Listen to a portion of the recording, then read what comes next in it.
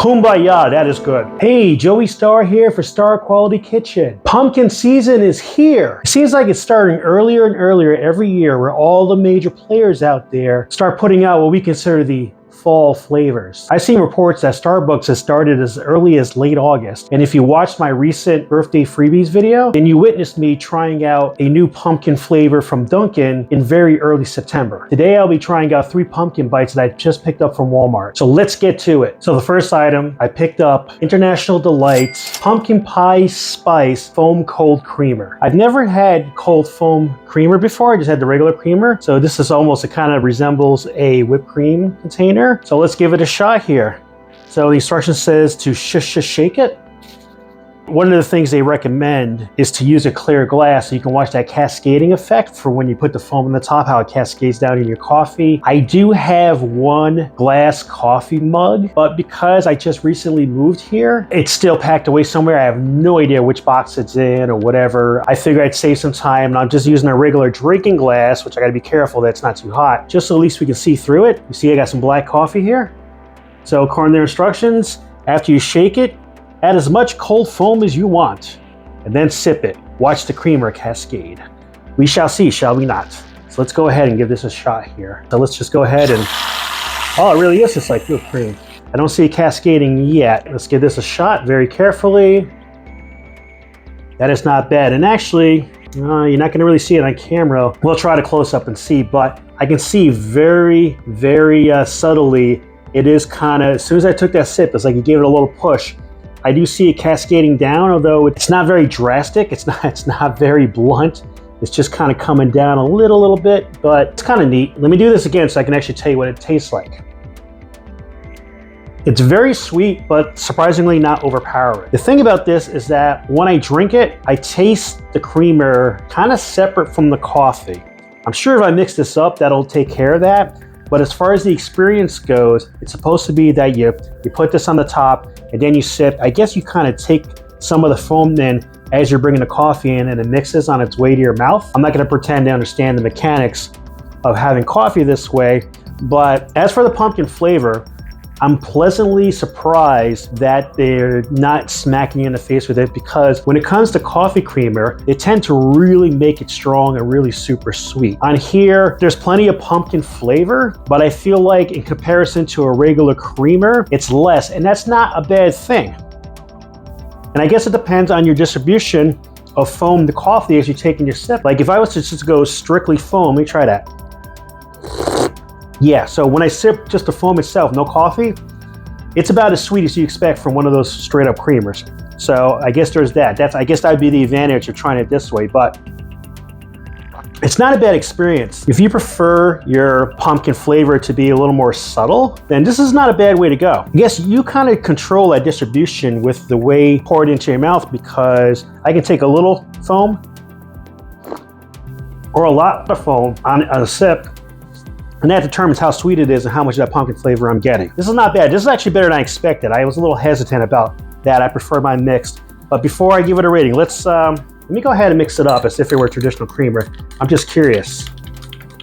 It changes the color of the coffee, of course. No surprise there, right? Makes it a little lighter. And now let's try it as a regular sip. Now it just looks like a coffee. It's not bad. Even with the foam now mixed in there fully, it's still not as strong or as sweet as if I had put whatever the amount of creamer I would put in here. But then again, it's a little darker than I normally have it to. Let's add a little bit more. So I'm curious. I'll give that a mix. This is not the way you're supposed to be drinking it, but the curiosity's gotten the best of me. All right, so now the color resembles like how I like my coffee if I've had such a creamer to it. Okay, so it's about the same, a little more subtle than getting a pumpkin pie creamer from International Delight. It's really good. It's not fantastic, but it's good. It's really good. It's enjoyable. It's definitely flavorful, and it's pumpkin spice season. You gotta drink that shit up. Next, we have the Oreo limited edition pumpkin spice cream flavored cookies. Before I start, I did happen to bring some saltine crackers to the party. It act as a little bit of a palate cleanse, as everything I'm having today is going to be sweet. Get a little saltine to counteract that and reset my taste buds. So as soon as you open the package, you get a whiff. They smell like regular Oreos. According to the box, 2 of these is 1 serving. Ha ha ha. If you ever had those I don't know what they call. Are they called blonde Oreos or vanilla Oreos? Whatever they are with the yellowish cookie. I know I've seen these before, usually with white creams in the middle. So they're basically those with what looks like pumpkin cream in there. And being that this is Oreo, let's go ahead and twist her open and get a quick look here. It's not the prettiest cream. It looks like regular Oreo cream that had food coloring added when they mixed it up. Hopefully that's not the case. And the smell hasn't changed up close.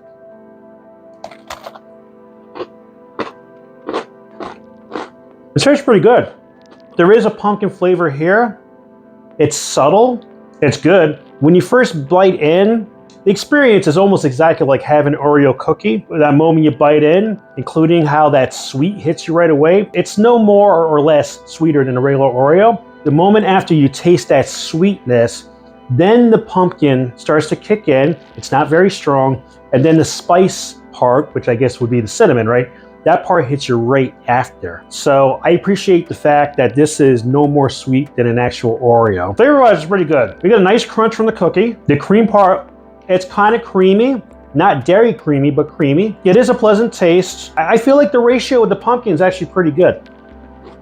Yeah, not too bad. But we have something else we need to try, don't we? It is an Oreo. An Oreo is one of the most famous dunking cookies. People love to dunk this in milk, so let's give that a shot. This is supposed to be the perfect complement to a traditional Oreo cookie. Let's see what it's like with the pumpkin spice flavored Oreo cookie. I'm gonna go ahead and give it a really nice dunk. Go really in there. I know you can't see it on camera, but trust me when I say I have it up to my fingertips here. See?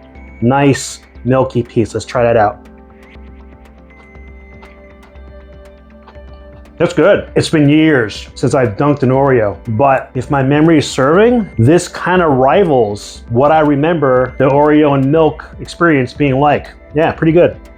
But the other thing I wanted to try too is I topped off my coffee here and added more of that cold foam creamer because I wanted to experiment with this too. Now I didn't mix it up like I did before. I left the foam at the top because I want to see what it's like to take the Oreo with a bit of that cold foam creamer, not in the actual coffee. See what that's like. A little pumpkin on pumpkin action. So while it is really tasty, it's kind of over the top on the sweetness. So I don't recommend dipping Oreo purely in foam. If we mix this coffee up now so that we have pretty much just a regular coffee with pumpkin spice creamer, let's see what it's like dunking a cookie into that.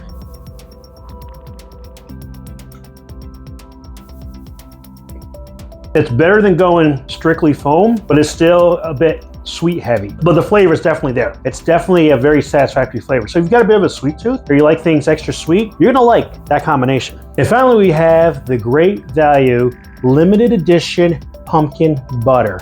This is something that I've used in the past. A couple years ago, I saw this on Walmart. It was really cheap. In fact, it's still really cheap. It was something that I wasn't expecting much from. Now bear in mind, it's not pumpkin spice, it's not pumpkin pie, it's pumpkin butter. It's purely of a pumpkin flavor. And I gotta say, in the past when I've had this, my mileage was pretty good. It was, I felt like I can apply this to just about anything that made some sort of sense, and it has yet to let me down. Although it's a pumpkin butter, consistency is kind of like just a little bit thicker than say a decent applesauce. You can see it just kind of does that. The aroma, actually the aroma is kind of like applesauce too. A little bit of the pumpkin too, it's subtle. I live alone so I can do this. I'm just gonna go ahead and just taste some. When you taste it straight, it is sweet because it's meant to be spread on stuff. So that kind of brings the sweetness down a little bit, but it's sweet. Not super intense, but sweet. Pumpkin flavor is pretty strong, but the cinnamon in there is pretty strong too. Imagine if Mott's put out pumpkin applesauce where they kind of leaned heavily towards the pumpkin, add maybe a little bit of extra sugar to that. That's kind of like what this tastes, and I mean that in the best possible way. It's a very good flavor. That spiciness from the cinnamon does a great job of balancing out the intensity of the sugar. And as far as the butter part goes, I mean, I guess it's a tad creamy tasting, but not very.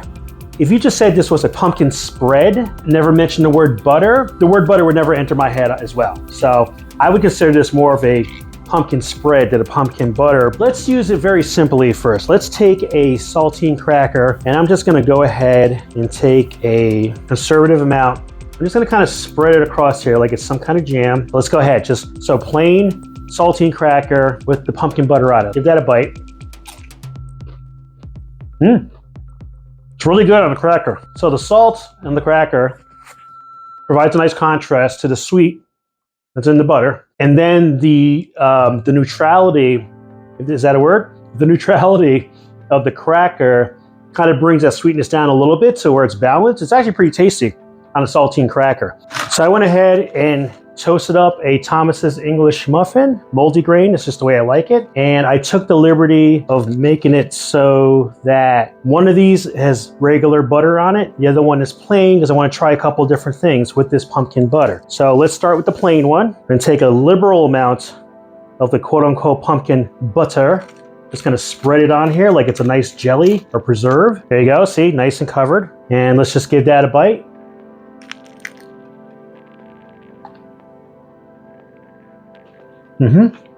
Despite applying such a generous amount, the sweetness is not over the top.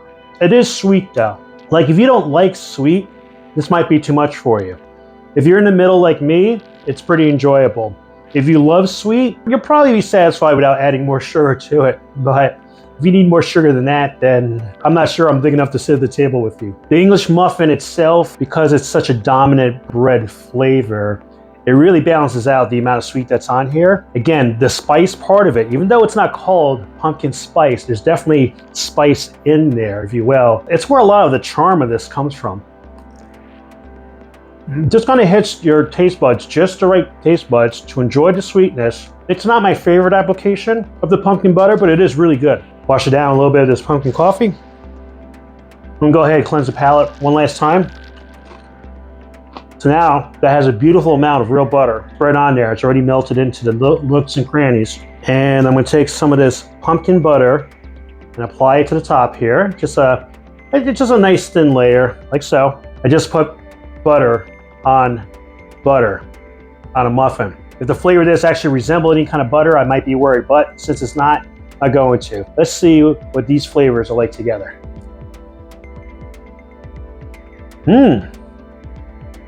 Yes, I like that a lot. Believe it or not, if I'm not mistaken, this is a combination I've not tried on my previous run with their pumpkin butter. And it's a shame, that's time missed. That's a lot of time missed, because you know what? This combination works. You got the creaminess from the real butter, along with the salt that's included in there to counteract the level of sweetness from the pumpkin butter. So now what you're left with, when you have them that's kind of fighting each other, you're not overly salty, you're not overly sweet. So that gives the pumpkin spice flavors in there the opportunity to beautifully meld with that creaminess of the butter, which in turn, the two of them together, because they're playing so nice, kind of seep it into this is a multi-grain bread, so it's slightly denser than say a white English muffin. So when you put that together, it's like they had a nice group hug, but you get to taste it. So I'm enjoying tasting this group hug. Let's all have a group hug, shall we?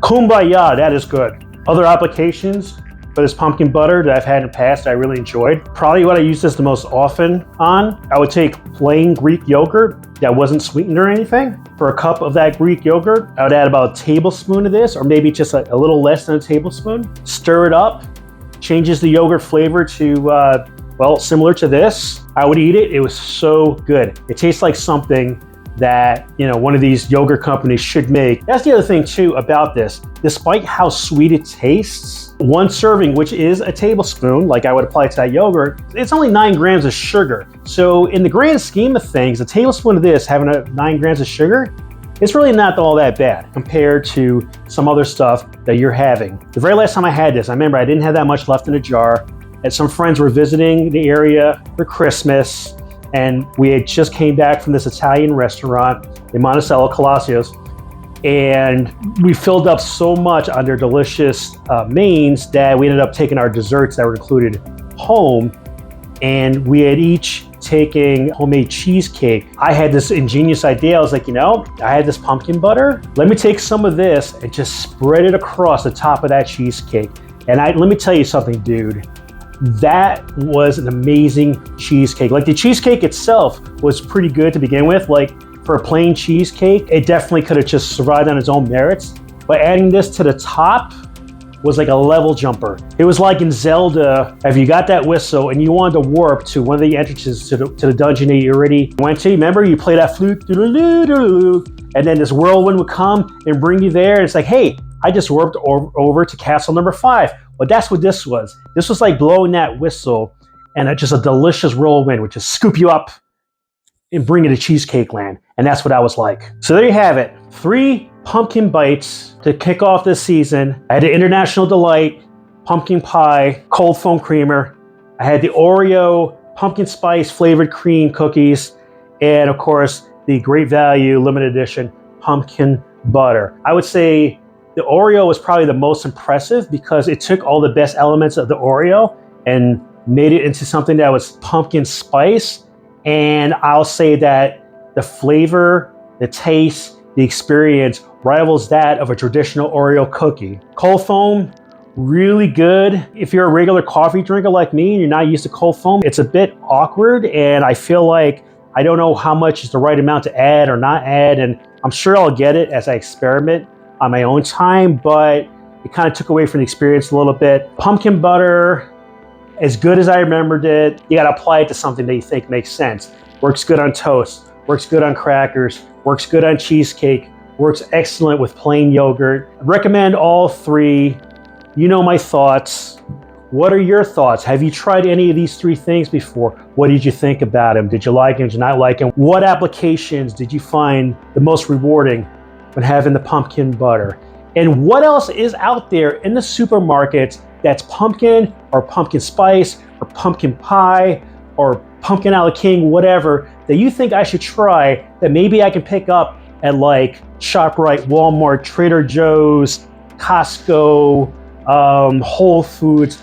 Now that I live in Danbury, I got all that shit around here. So let me know. You want to know what it's like? You want me to review it? I'll go out and get it. I'll review it and I'll put it on this channel. Or if you like it and you just want to share it with me, you know, saying, hey, Joey, I really like the pumpkin such and such from this place. Let me know. I can't promise I'll try all of them, but I'll try to get to them because I just feel like this is the in-season thing to do. I'm a fan of pumpkin and pumpkin spice. Perhaps you are too, and that's why you're watching this video. Let's learn more about it together. Thank you so much for watching. Be sure to like, share, subscribe, and stalk. Laters.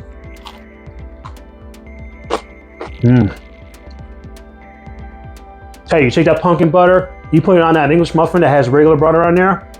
Take that, wash it down with this pumpkin spice creamer coffee I just made. That's gotta be the best breakfast I had since the day after my birthday when I had that nothing bundt cake.